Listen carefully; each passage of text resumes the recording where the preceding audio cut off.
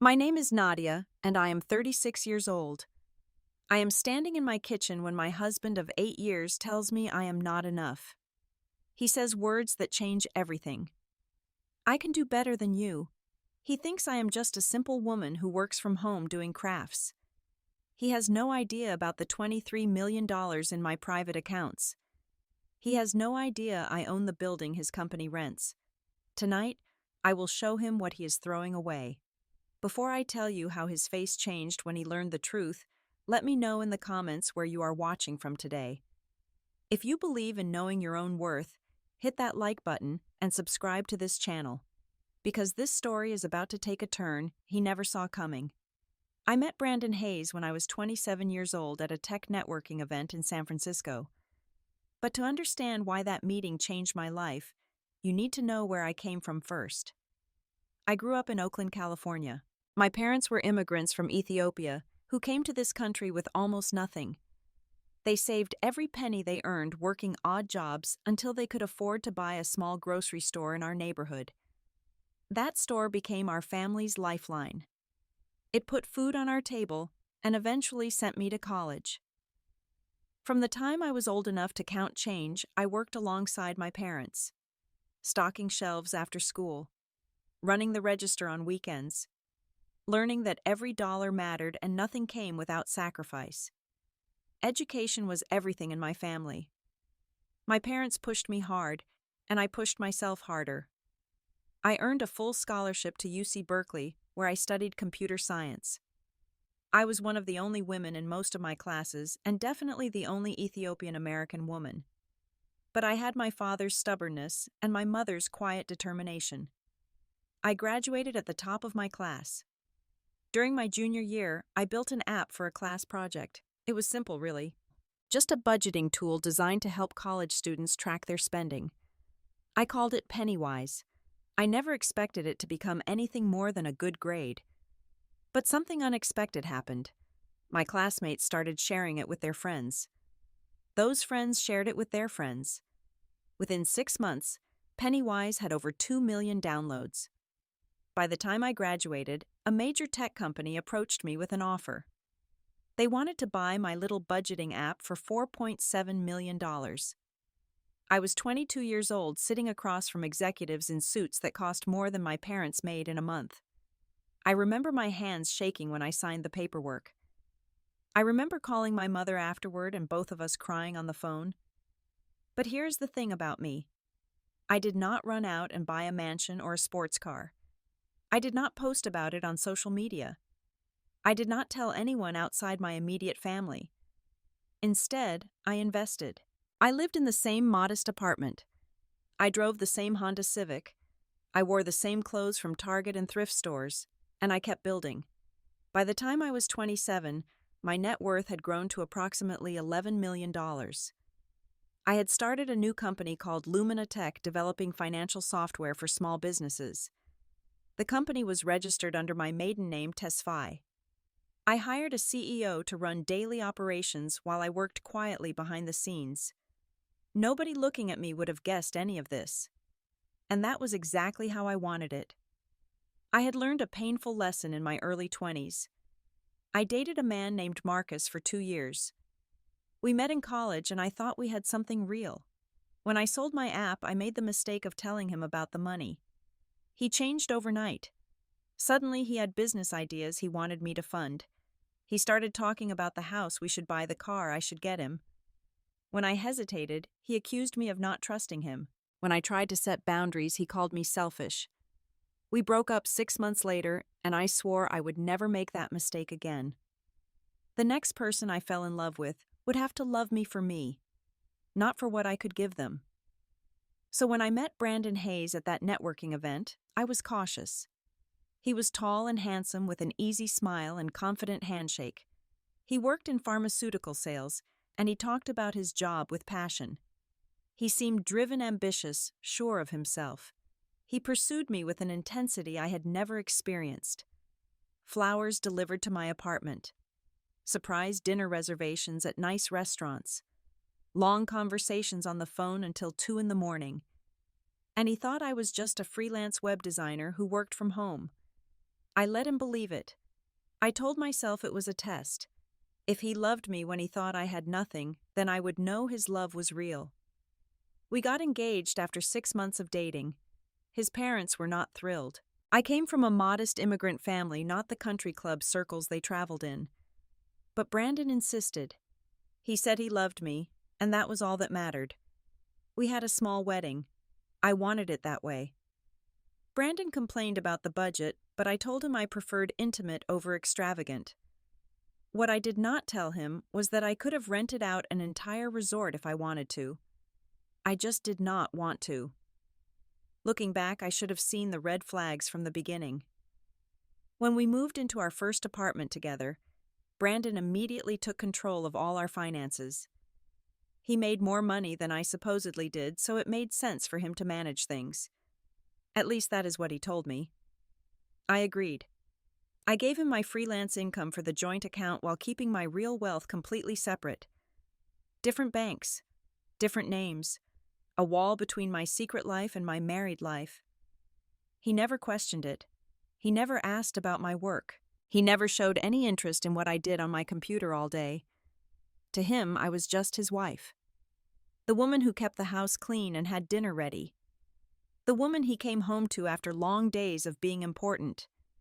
And year after year, I watched him, waiting to see who he really was. The first 3 years of our marriage were a slow education in disappointment. It started with small things, comments that stung but were easy to dismiss. I would cook dinner, and he would take a bite and say something like, "Your mom probably made better food than this." I would get dressed for an event, and he would look me up and down and suggest, "Maybe you should dress up more, you are getting too comfortable." I told myself all couples had adjustment periods. I told myself he did not mean it the way it sounded. In our second year, I brought up the idea of having children. We were both in our early 30s by then. It seemed like the natural next step. Brandon's response was immediate. "Let us wait until I get promoted. We need more financial security first." I had millions of dollars sitting in accounts he knew nothing about. But I could not tell him that. So I just nodded and said, "Okay." The promotion came in year 3. His salary jumped to $160,000. And suddenly having children was still not the right time. Now he wanted to enjoy our freedom, travel, build his career further. The goalposts kept moving. I noticed something else during those years. The way he treated my family. My parents came to visit once a year. They would fly up from Oakland, and I would cook traditional Ethiopian food, and we would spend the weekend together. Brandon was polite during these visits, but there was always a coldness underneath. After they left one time, he said to me, "They are nice people, but so simple." My parents have more polish, you know. I felt the words like a slap. My parents had built a business from nothing. They had sacrificed everything to give me opportunities, and he was calling them simple. But I stayed quiet. I told myself he did not understand. I told myself I could not expect him to appreciate what he had never experienced. Years 4 through 6 brought bigger changes. Brandon got another promotion. Now he was making $190,000 with bonuses. His ego inflated along with his paycheck. Suddenly our townhouse was not good enough for him. He started talking about moving to a more prestigious neighborhood. "We need to project success," he told me. "People judge you by where you live." I agreed to move partly to keep peace and partly because I was curious. How big would his appetite grow? Where was the ceiling? We bought a house for $570,000. Brandon put down the payment from his savings. The mortgage was in his name only. He reminded me of this constantly. "This is my house," he would say. "I earned this." I could have bought the entire street in cash, but I just smiled and thanked him for providing for us. During year 5, I started noticing things. Brandon was coming home late more often. Work events, he said. Networking. Building relationships. Sometimes he came home smelling like perfume that was not mine. I asked him about it once gently. He exploded. "You are paranoid," he shouted. "I am out there working hard for this family, and you accuse me of what exactly I am networking." That is what successful people do. I dropped it. But I did not forget. I started paying closer attention, checking credit card statements, noting the nights he said he was working late, building a quiet file of observations. In year 6, I found the texts. Brandon had left his phone on the kitchen counter while he showered. A message popped up from someone named Kristen. The preview showed a heart emoji and the words, "Cannot wait to see you tonight." My stomach dropped, but my hands stayed steady. I picked up the phone and scrolled through their conversation. Months of flirty messages, references to dinners, hotels, inside jokes. He was having an affair. I put the phone back exactly where I found it. When he came out of the shower, I smiled and asked him about his day. He lied smoothly, talking about a late meeting he had scheduled. I did not confront him. Not yet. Instead, I started preparing. I met quietly with a divorce attorney, a woman named Catherine Walsh, who specialized in high net worth separations. I explained my situation. The hidden wealth, the separate accounts, the cheating husband who had no idea what I was worth. Catherine's eyes lit up. "This is going to be interesting," she said. I also started documenting everything. Screenshots of his texts with Kristen, credit card receipts for jewelry I never received, hotel charges on nights he said he was at conferences. I built my case piece by piece, month by month. Years 7 and 8 were the loneliest of my marriage. Brandon was barely present. When he was home, he was on his phone. Texting her, I assumed. He stopped asking about my day. Stopped noticing when I changed my hair or wore something new. I was furniture to him, background noise in his increasingly self-centered life. Meanwhile, my own life was thriving in the shadows. Lumina Tech was growing rapidly. We launched a new product line that took the market by storm. The company's valuation climbed past $40 million. My personal wealth grew to $23 million in liquid assets, plus commercial real estate holdings worth another $18 million. One of those properties was a commercial building in downtown San Francisco. The building where Brandon's company rented 3 floors of office space. He went to work every day in a building I owned. He sat at his desk in my property. He had no idea. I used to think about telling him. In my darker moments, I imagined the look on his face. But I always held back. Something told me to wait, to let him show me exactly who he was before I revealed who I was. That moment finally came on a Friday night in March of our 8th year together. I remember every detail of that evening. I had made dinner. Nothing fancy, just pasta with homemade sauce and a salad. I set the table nicely lit, a candle, poured 2 glasses of wine. Part of me was still trying even after everything I knew. Brandon came home around 8, which was late even for him. He walked in without saying hello, loosened his tie and sat down at the table with a heavy sigh. I served him dinner. He took a few bites without comment. Then he put down his fork and looked at me with an expression I had never seen before. It was cold, calculated, like he had rehearsed what he was about to say. "Nadia, we need to talk." I felt my heart rate increase, but I kept my face calm. "What is it?" He leaned back in his chair, folding his arms. "I have been thinking about this for a while. This marriage is not working for me anymore." The words hung in the air. I said nothing, waiting for him to continue. "Look," he said, "you are a good person. I am not saying you are not, but I have outgrown this. Outgrown us. I need someone who matches where I am in life now. Someone more ambitious, more sophisticated, more. I let the silence stretch. Then I asked quietly, "Are you saying you want a divorce?" He nodded, looking almost relieved that I understood. "I think it is for the best. For both of us." Then he said the words that would change everything. "I can do better than this. Than you." I felt the impact of those words somewhere deep in my chest. But I did not flinch. I did not cry. I just looked at him and waited. Brandon took my silence as agreement. He started talking faster, more confidently. "I will be fair about it, of course. You can keep your clothes, your little car. The house is in my name, so obviously I will keep that. But I will give you something to start over. Maybe $50,000. That should be plenty for someone with your earning potential. He smiled like he was being generous. You will need to find an apartment somewhere. Maybe go back to Oakland. Your parents would probably let you stay with them while you figure things out. I watched him talk this man I had spent 8 years with. This man who thought he was discarding a woman with nothing, who thought he was doing me a favor by giving me $50,000.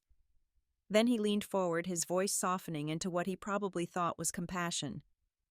I know this is hard to hear, but you are 36, still young enough to find someone else, someone more at your level. Every word was a calculated insult wrapped in false kindness. Finally, I spoke. There is someone else, is there, not? Brandon hesitated for just a moment. Then he shrugged like it barely mattered. Her name is Kristen.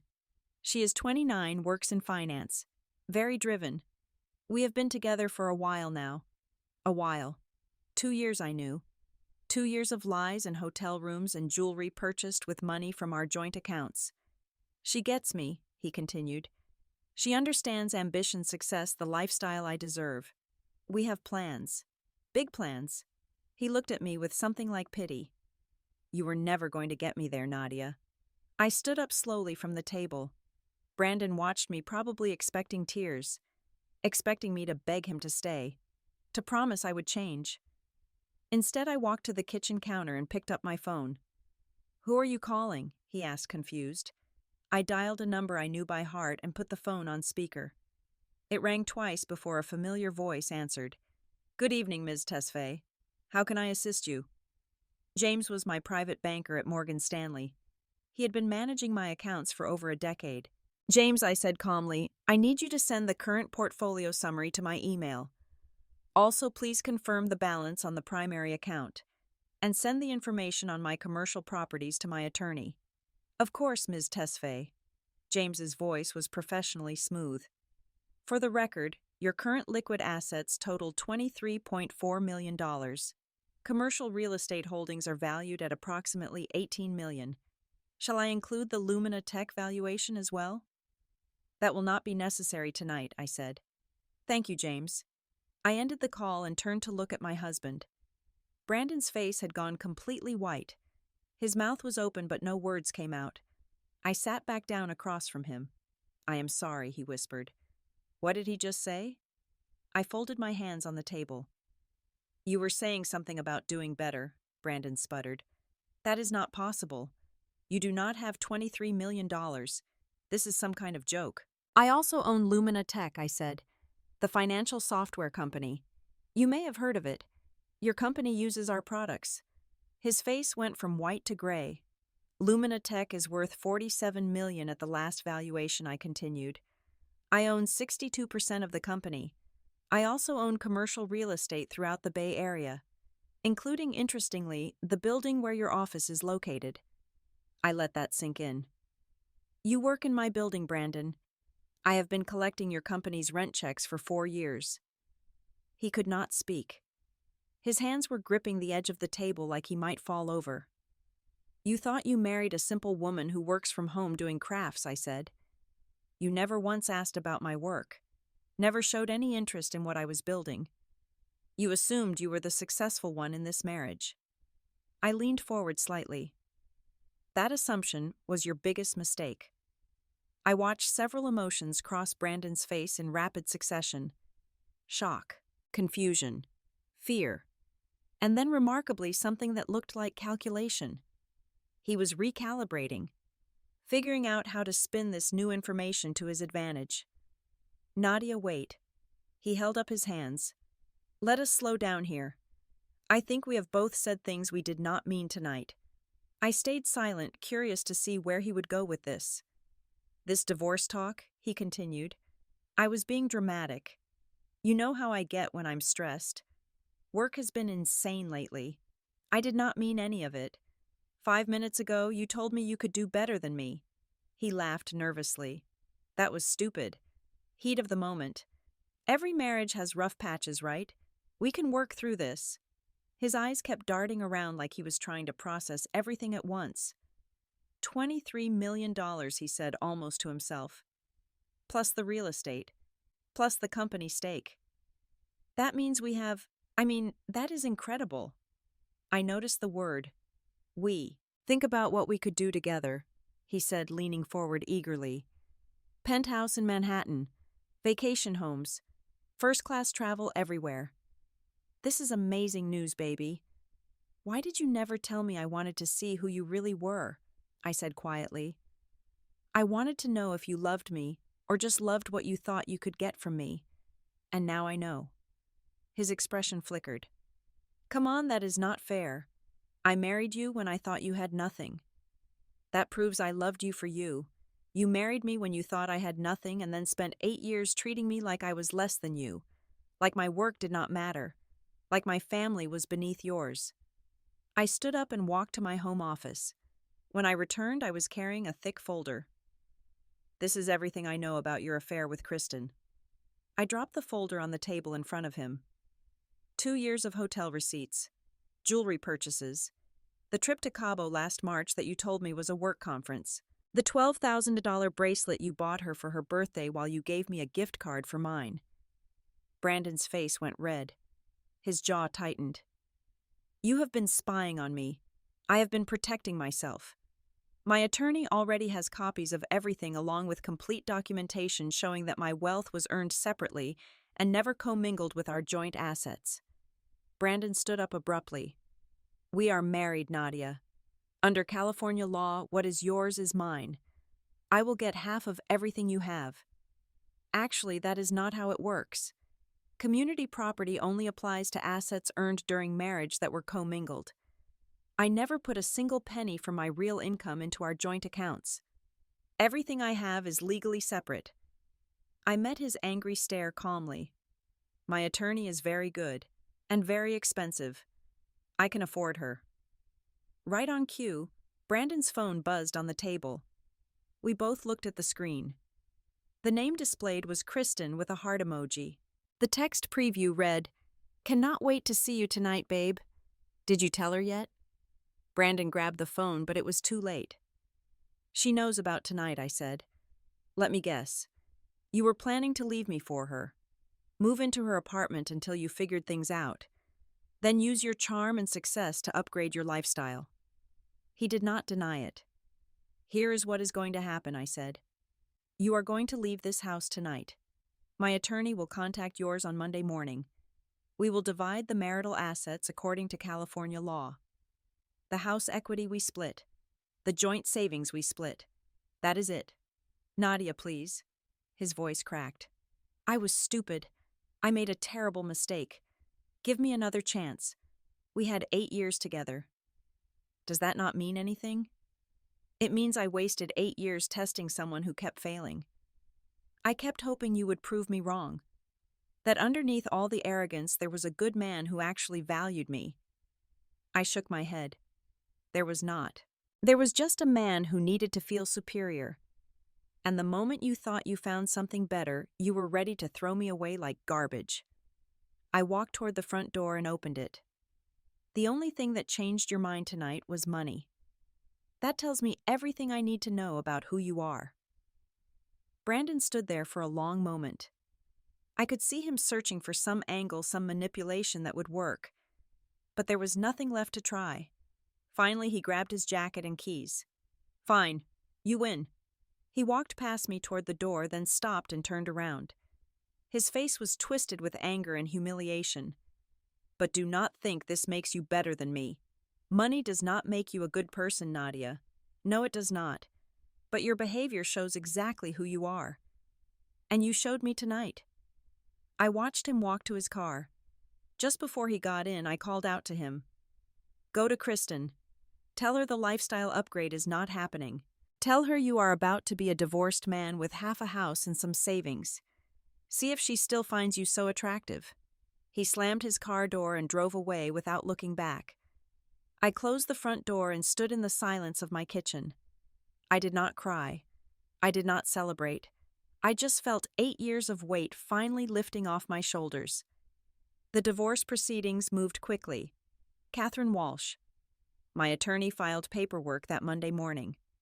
She was meticulous and thorough, laying out clear documentation of separate assets and evidence of Brandon's infidelity. Brandon hired his own attorney and immediately tried to claim half of everything I owned. He argued that I had deceived him, that my hidden wealth should be considered marital property, that he was entitled to tens of millions of dollars. Catherine shut it down systematically. Every business I owned was registered under my maiden name, Tesfaye. Every dollar I earned was deposited in accounts that had no connection to our joint finances. Every investment record showed clear separation from the moment we got married. Brandon's attorney eventually told him the truth. Fighting this would cost more money than he had, and he would lose anyway. The adultery evidence only made things worse for his case. 3 months after that Friday night in our kitchen, the divorce was finalized. Brandon received half the equity in our house, roughly $150,000. Half our joint savings, about $40,000. That was it. I kept my $23 million in liquid assets, my $18 million in commercial real estate, my 62% ownership of Lumina Tech. Brandon walked away with less than $200,000 total. The luxury lifestyle he had dreamed about with Kristen evaporated before it ever began. I learned what happened to them through mutual friends who could not resist sharing the gossip. Brandon moved in with Kristen right after our separation. She had a nice apartment, comfortable, but certainly not luxurious. At first things seemed fine. But when Kristen found out Brandon was not getting any of my money, her attitude shifted. The fantasy she had been sold, the successful man who was upgrading his life, turned out to be just a bitter divorcee with a wounded ego and a shrinking bank account. Arguments started almost immediately. Brandon was drinking more, complaining constantly about how I had tricked him and ruined his life. Kristen had signed up for a partner, not a project. Meanwhile, word got around at Brandon's company. People found out that his ex-wife actually owned the building they all worked in. The same woman he had dismissed as a simple housewife with crafts was actually a multi-millionaire tech entrepreneur. His colleagues started treating him differently. Less respect. More whispered conversations that stopped when he walked by. The confident, arrogant Brandon Hayes became a punchline. Kristen lasted 4 months before she kicked him out. "This is not what I signed up for," she reportedly told him. Last I heard, Brandon was renting a small apartment somewhere in the city alone and drowning in self-pity. Meanwhile, I was finally living my life in the open. For the first time in nearly a decade, I did not have to hide who I was. I did not have to pretend to be less successful than I actually was. I did not have to dim my light so someone else could feel brighter. I sold the house Brandon and I had shared. Too many memories in those walls, none of them good anymore. Then I bought my dream home. A beautiful modern house in Pacific Heights, San Francisco, with floor-to-ceiling windows and a view of the bay. I paid $3.7 million in cash. No mortgage, no one's name on the deed but mine. I furnished it exactly how I wanted. Filled the walls with Ethiopian art. Installed a home office where I could work without pretending it was just a hobby. Created a space that was entirely unapologetically mine. I also stepped out of the shadows professionally. For years I had hidden behind Lumina Tech's CEO, letting him be the public face while I worked behind the scenes. Now I started attending conferences and industry events as the founder. I did interviews with tech publications. I let people know my name. Forbes reached out for a feature story. The journalist was fascinated by my journey. She titled the piece, "The Self-Made Millionaire Who Hid Her Success."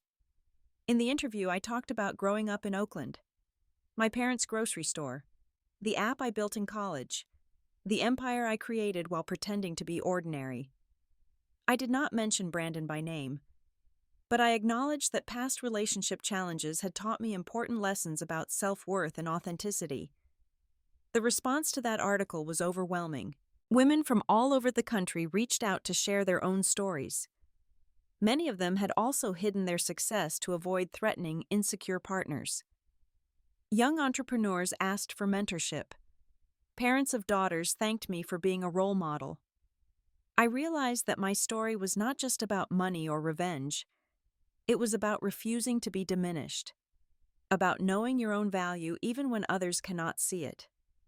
That message resonated with people in ways I never expected. I used my new visibility to give back to the community that raised me. I established the TESFI Scholars Program at UC Berkeley, providing full scholarships to first-generation college students. In its first year, we funded 20 students. By year 2, that number had grown to 50. My parents flew up from Oakland for the announcement ceremony. Seeing my father cry as he talked about what this meant was worth more than any dollar amount in my accounts. I also invested in my old neighborhood, funded a tech education center in Oakland where kids who grew up like me could learn to code. We served over 300 young people in our first year alone. At the center's opening ceremony, I gave a speech. I was you 15 years ago, I told them. I could not afford expensive programs, but I had a hunger to learn. This center is for everyone who has that same hunger. A local news reporter asked me about my divorce, trying to get a dramatic quote. I just smiled. I learned that the right people will love you for who you are, not for what you can give them. I am grateful for that lesson, even though learning it was painful. 6 months after my divorce was finalized, I attended a charity gala for a tech industry foundation. It was a major event, black tie Silicon Valley elite. Exactly the kind of gathering Brandon had always dreamed of attending. I wore a custom gown in emerald green with Ethiopian gold jewelry that had belonged to my grandmother. I arrived in my Tesla and walked the red carpet while photographers called my name. Inside the ballroom, I moved through the crowd with a confidence I had never felt during my marriage. CEOs and investors approached me to introduce themselves. You are the Lumina Tech founder, they would say. Your software transformed how my company handles finances. I was in my element, comfortable, powerful, and then I saw him. Brandon was standing near the bar holding a drink and looking distinctly uncomfortable. He was there as someone's plus one, I realized. A woman in her early 30s stood next to him, pretty but clearly out of her depth at this kind of event. His new girlfriend, apparently. Our eyes met across the crowded room. I watched emotions flicker across his face. Shock at seeing me. Embarrassment at the contrast between us. Something that looked almost like longing. He looked diminished. His suit was slightly dated, not the cutting-edge designer pieces he used to wear. His posture was different, too. Shoulders hunched rather than thrown back with confidence. The last 9 months had not been kind to him. He started walking toward me. I considered leaving, avoiding the confrontation. But something made me stay. I wanted to see this through. Nadia. He stopped a few feet away.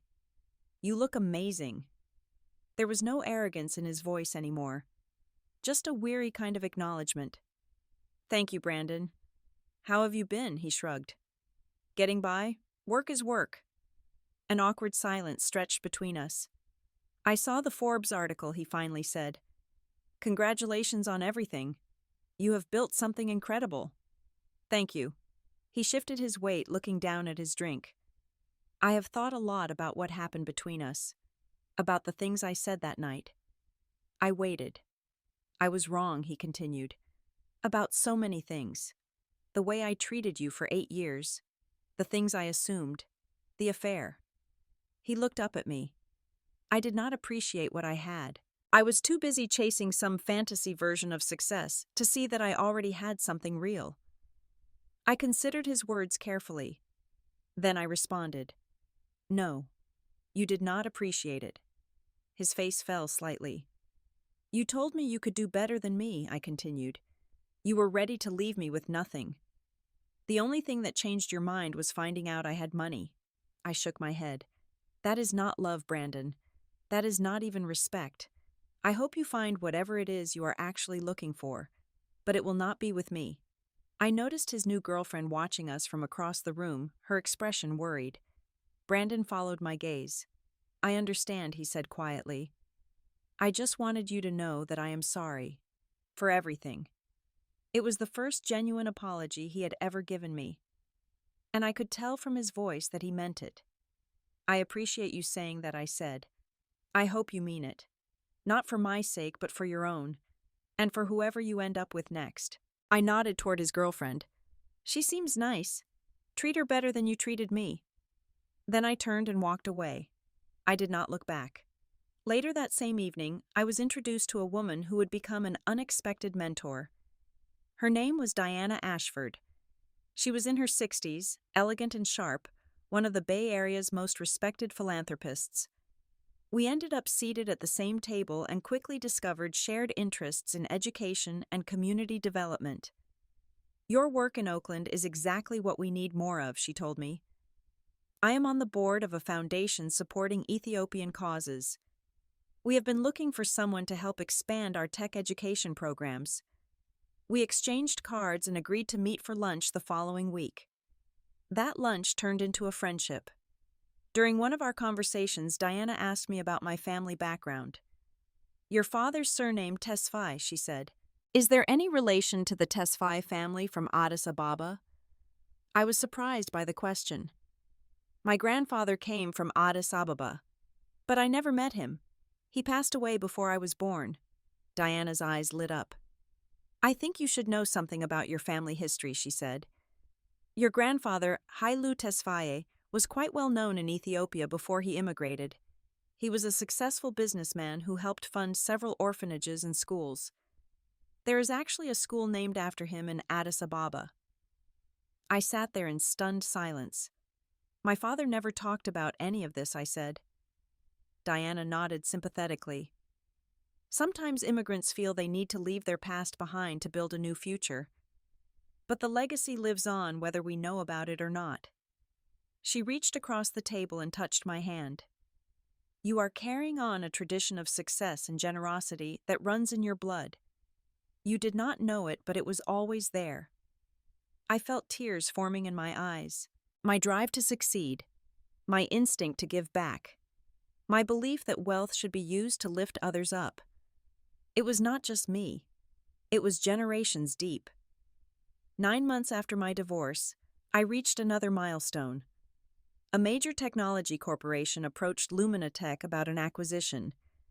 They made an offer of $120 million for the entire company. I spent weeks considering the decision, consulted with advisors, ran the numbers, thought about what I wanted my life to look like going forward. In the end, I decided to sell my majority stake while retaining a position on the board of directors. I would still be involved in the company's direction, but free from daily operational responsibilities. The deal closed 3 months later. My 62% stake was worth over $74 million. Financial publications covered the story extensively. Lumina Tech founder Nadia Tesfaye secures historic deal, the headlines read. I was now worth over $100 million. But money was never really the point. The victory was building something valuable on my own terms, creating products that helped real businesses, staying true to my values through every stage of growth. I thought about Brandon reading the news, wondering if he finally understood what he threw away when he said those words in our kitchen. Then I realized something important. It did not matter what Brandon thought anymore. His opinion, his approval, his validation. None of it meant anything to me. I had outgrown the need for it. That was the real freedom. On the 1-year anniversary of the night Brandon told me he could do better, I sat on the terrace of my Pacific Heights home and watched the sun set over San Francisco Bay. So much had changed in 12 months. I was no longer hiding, no longer pretending to be less than I was, no longer measuring my worth by someone else's limited perception. My days had structure and meaning that I designed myself. Mornings began with workouts and meditation. Afternoons were split between Lumina Tech board duties and my philanthropic work. The Tesfaye Scholars Program had expanded to fund 50 students annually. The Oakland Tech Education Center was serving over 300 young people. I had traveled to Ethiopia twice visiting the school named after my grandfather. I met distant relatives I never knew existed. I felt connected to a heritage that had been hidden from me my entire life. My evenings were filled with friends, family, and sometimes dates. Nothing serious had developed yet, but I was open to the possibility. My brother Marcus and his wife visited often with their children.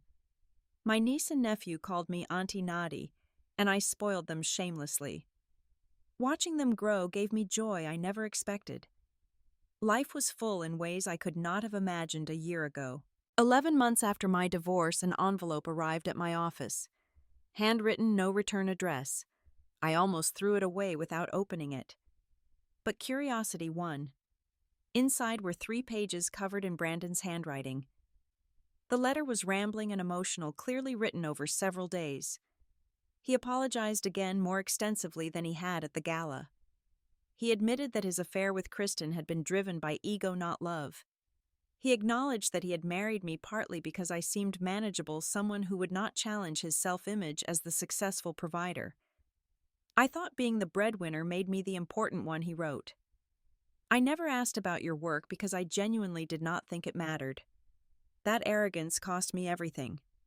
He wrote about the therapy he had started, the patterns he was beginning to understand, his complicated relationship with his own father, and the pressure he had always felt to appear successful. I am not asking for another chance, the letter continued. I know I do not deserve one. I just wanted you to know that I finally understand what I lost. Not the money. That is not what I mean. I lost a woman who had integrity, strength, and vision. A woman who would have been an incredible partner if I had been humble enough to see her clearly. I hope whoever you end up with appreciates you the way I should have. I read the letter twice. It seemed genuine, like real growth was happening. I did not respond, but I did not throw it away either. I filed it in a drawer, not as a keepsake, but as a reminder. People can change. Sometimes it just takes losing everything to trigger that transformation. 13 months after my divorce, I met someone unexpected. His name was Gabriel Okonkwo. He was 40 years old, Nigerian-American, and a neurosurgeon at UCSF Medical Center. We met at a foundation dinner hosted by Diana Ashford. Gabriel was the keynote speaker discussing brain health initiatives in Africa. His passion for his work was evident in every word he spoke. We ended up seated at the same table and talked throughout the entire evening. He asked thoughtful questions about my life, my passions, my family. He listened when I answered. He knew nothing about my wealth when we met. He treated me with genuine interest and respect because that was simply who he was. Our first date was at a small Ethiopian restaurant in Oakland. He had researched it himself, wanting to take me somewhere that might feel like home. The gesture touched me more than any expensive gift ever could. Gabriel earned a good salary as a surgeon, comfortable but not wealthy by my standards. When I eventually told him about my financial situation, his response was perfect. That is impressive, he said. You built all of that yourself. Tell me about the journey. I want to understand what drove you. No mention of what my money could mean for him. Only curiosity about who I was and how I had become that person. We took things slowly. Both of us had learned hard lessons from previous relationships. But after 6 months of getting to know each other, I knew this was different. This was the real thing. The final scene of my story takes place at my parents' home in Oakland during the Ethiopian New Year celebration. The house was filled with family. Traditional food covered every surface. The smell of injera and dorowat brought back memories of my childhood. My parents, older now but still vibrant, moved through the crowd, making sure everyone was fed and happy. Gabriel was there too, welcomed warmly by my family. My mother had pulled me aside earlier to whisper, "This one has kind eyes. I approve." I stood in the corner watching the people I loved. My parents who had sacrificed everything to give me opportunities. My brother who had always believed in me. Gabriel who saw me clearly and loved me anyway. I thought about how different my life was now compared to a year ago. Back then I was standing in a kitchen being told I was not enough. Being discarded by a man who thought I had nothing to offer. Now I was surrounded by abundance in every sense of the word. I have learned important lessons over this past year. Never diminish yourself to make someone else feel bigger. I spent 8 years hiding my success because I was afraid it would threaten Brandon. I told myself I was testing his character. But really, I was also afraid of being seen fully, afraid that my achievements would push him away. He proved those fears right. But the cost was 8 years of my life spent pretending to be less than I was. Never again. The people who truly love you will celebrate your success. Gabriel does not feel threatened by my wealth. He is curious about it, impressed by it, supportive of it. That is the difference between insecurity and confidence. Insecure people need you to be small so they can feel big. Confident people can stand beside you as equals. Money does not corrupt people. It reveals them. Brandon showed me exactly who he was when money entered the conversation. Every value he claimed to have went out the window. Loyalty, love, commitment, all abandoned for a chance at wealth he had not earned. Money did not make him selfish. It exposed the selfishness that was always there. Your worth is not determined by someone else's ability to see it. Brandon called me someone he could do better than. That statement said everything about his limited vision and nothing about my actual value. I built a company worth over $100 million. I fund education for kids who grew up like me. I reconnected with heritage I never knew I had. None of that required his validation. None of that depended on his approval. I am enough. I was always enough. The only person who could not see it was him. Gabriel found me standing by the window and brought me a cup of coffee. "What are you thinking about?" he asked. I smiled at him. I was thinking about something that happened exactly 1 year ago. Someone told me he could do better than me. Gabriel raised an eyebrow. And it was the best thing that ever happened to me. He laughed and put his arm around me. His loss. My incredible gain. I leaned into him and felt peace settle deep in my bones. Brandon was right about one thing that night. One of us could do better. He just had it completely backwards. I was the one who deserved better. And I found it. I built it. I earned it. I chose it. If someone ever tells you they can do better than you, let them go find out. Because here's the truth they will eventually discover. The problem was never your value. It was their inability to recognize it. Do not shrink yourself to fit into spaces that were never meant for you. Build your own spaces instead. Fill them with people who see you clearly and love you completely. That is not just success. That is freedom. Brandon taught me that lesson in the most painful way possible. And I thank him for it. Because everything I have now, everything I have become, started the night he said he could do better. He was wrong. And I am grateful every single day that he was. Now, I want to hear from you. Have you ever been underestimated by someone who should have believed in you? How did you prove them wrong? Share your story in the comments below. I read every single one. If this story touched your heart, please hit that like button. It helps more people find these videos. And if you are not already subscribed, join this community by clicking subscribe and the notification bell so you never miss a new story. Share this video with someone who needs to hear that their worth is not determined by others. Thank you so much for watching today. I appreciate every single one of you. Remember, you are enough exactly as you are. Until next time, take care of yourself and never stop believing in your own value.